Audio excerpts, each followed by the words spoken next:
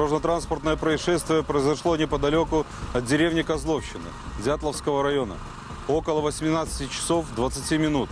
В результате инцидента погибли 47-летний водитель «Рено» и 48-летний водитель «Мерседес». 47-летняя пассажирка автомобиля «Рено» также погибла.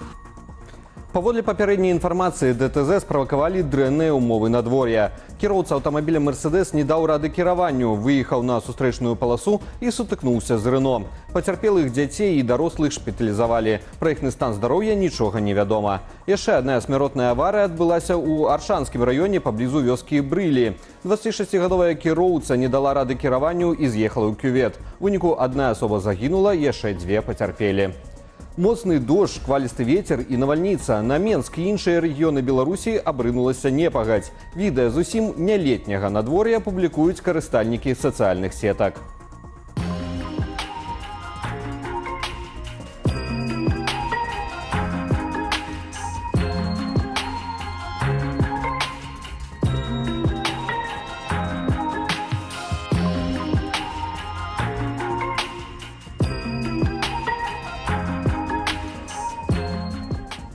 Белстат апублікаваў статыстыку чаканай працягласці жыцця беларусаў. Звесткі розныя ў залежнасці ад рэгіёну і полу.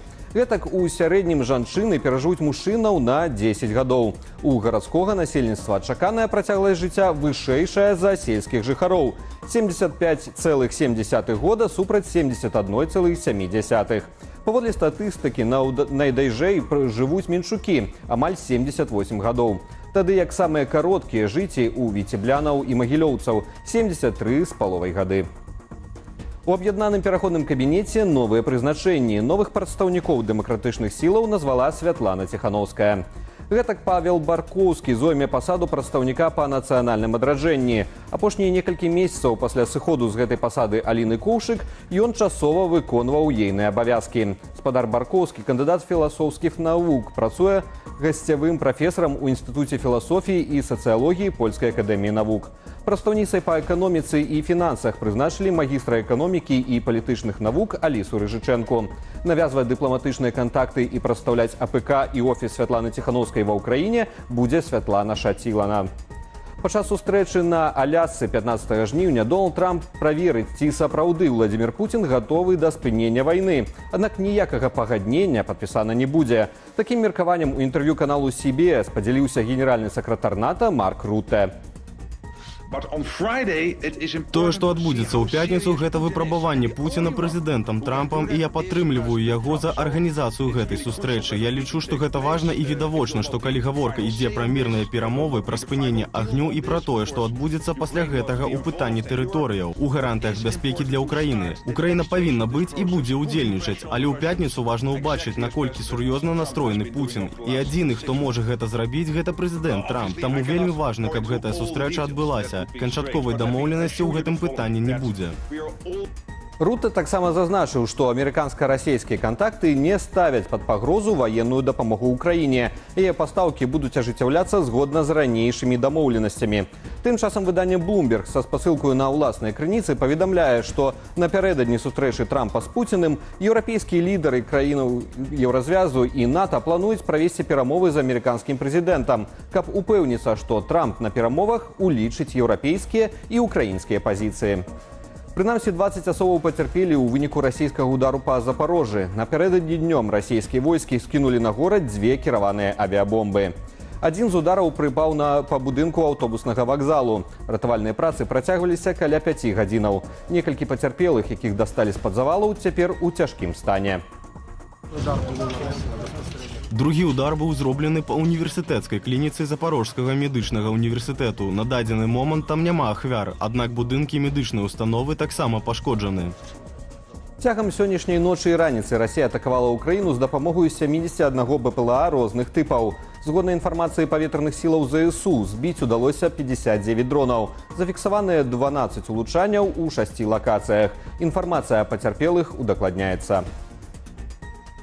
Азербайджан можа распачаць пастаўкі зброі ўкраіне. Як сцвярджаюць мясцовыя медыі, прэзідэнт краіны Ільхам Аліеў разглядае магчымасць адмены мараторыю на пастаўкі як адказ на нядаўныя ўдары расійскіх беспілотнікаў па аб'ектах азербайджанскай кампаніі «Сокар» у Адэскай вобласці і агрэсіўную рыторыку Крамля. Напярэдадні Аліеў стэлефанаваўся з украінскім калегам Уладзімірам Зеленскім. Мы з прэзідэнтам Аліевым абмеркавалі нядаўнія расійскія ўдары па энергетычных аб'ектах, якія аб'ядноўваюць Украіну і Азербайджан. Відавочна, што гэта мэтанакіраваныя напады. І не толькі на гэтыя аб'екты, але і на нашу супрацу. Я асабліва ўдзячны прэзідэнту Азербайджану за заўпэўненне, і гэта таксама пазіцыя Украіны, што мы будзем працягваць нашу супрацу, не гледзячы на ўсе выклікі. Нацыянальную акадэмію навук Беларусі ў хуткім часе чакаюць змены. Урад плануе там пачаць барацьбу з утрыманствам. Пра гэта на дзяржаўным тэлебачанні заявіў старшыня прэзідыуму НАМ Уладзімір Каранік. Паводле чыноўніка, цяпер акадэмія навук мае неаптымальную структуру, а большасці тэмаў навуковых праектаў неўласцівая навуковая навізна і актуальнасць для дзяржавы. Каранік мяркуе, што грошы на праекты вылучаюцца, а навуковыя распрацоўкі так і не пераходзяць у сферу вытворчасці. Дзе найбольш выгадна купіць гародніну і садавіну? На рынку ці на сайце прыватных абвестак «Куфар». На апошнім, дарэчы, дастаткова смачных прапановаў, калі хто не ведаў. Журналісты нашага інтэрнэт-парталу параўналі цэны на «Куфары» і менскай камароўцы.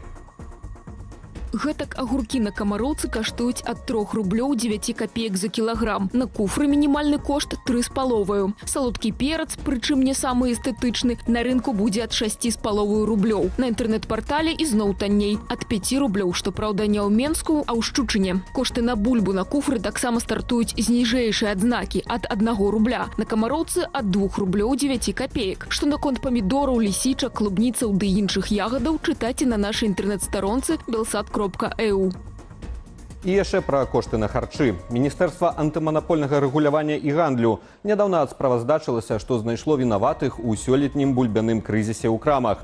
Аказваецца, праблема была не ў запасах, а ў паводзінах некаторых вытворцаў і дастаўнікоў. Нашы журналісты пад выглядам прыватных асобаў пагутарылі з адным з такіх прадпрыемстваў. І вось што высветлілі. Паводле Мархта, лачынскі кансервавы завод у красавіку не даставіў заяўленай колькасці бульбы дабраному, затое адгружаў яе іншым арганізацыям і ва ўласную гандлёвую сетку. На самім заводзе журналістам адказалі, што дастаўлялі толькі на ўнутраны рынак. А пытанне ўвогуле не ў нястачы, а ў якасці. Ну як гэта на ўсіх не хапіла? А вы бачылі, якія забракоўкі яны рабілі? Больш за 57%. Усім усяго ставала. А калі яны не хацелі браць бульбу, іх не задавальняла. А потым, калі ніхто не пастаўляў, мы ніводнай машыны за межы дзяржавы не адправілі. Усе вывозілі ў Расею, Малдову, Сербію. А мы ніводнай машыны нікуды не адпусцілі. Толькі на ўнутраны рынак. Менск, Віцебская вобласць. З адказу вынікае, што адна з прычынаў браку бульбы ў весну акурат продаж за мяжу. Артыкул поўнасцю вы знойдзеце на сайце белсату. І, наконец, незвычайная метэаралагічная з'ява ў Пінску. Перад навальніцай жыхары горада маглі пабачыць у небе шквальны каўнер, кучава-дажджавыя аблокі. Яны ўтвараюцца на вышыні ад 100 да 2000 метраў і падобныя на доўгі вал. Прапаную паглядзець на гэты цуд прыроды разам.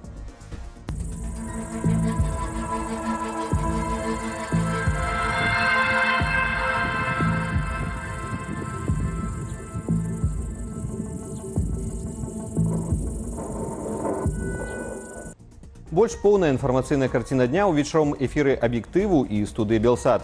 Я ж з вами развітваюся і заклікаю падпісвацца на соцсеткі «Белсату» і да актыўнасці пад нашым выпускам у Ютубе. Але не забывайцеся на ўласную лічбавую бяспеку. Беражыце сябе і заставайцеся з «Белсатам».